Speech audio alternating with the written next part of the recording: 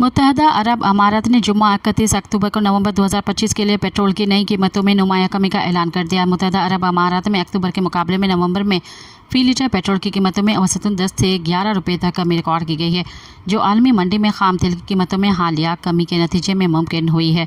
ऐलान के मुताबिक सुपर पेट्रोल की कीमत अक्टूबर में 2.77 दरहम तकरीबन 212 रुपये फ़ी लीटर थी, जो नवंबर में कम होकर 263 दरहम तकरीबन 201 रुपये फ़ी लीटर कर दी गई है, यानी 11 रुपये की कमी हुई है। इसी तरह स्पेशल पेट्रोल की कीमत 2.66 दरहम तकरीबन 203 रुपये फ़ी लीटर से कम होकर 2.51 दरहम तकरीबन 192 रुपये फ़ी लीटर कर दी गई है। इसी तरह E+ पेट्रोल अक्टूबर में 2.58 दरहम 197 रुपये फ़ी लीटर था, जो नवंबर में कम होकर 2.44 दरहम तकरीबन 187 रुपये कर दिया गया है।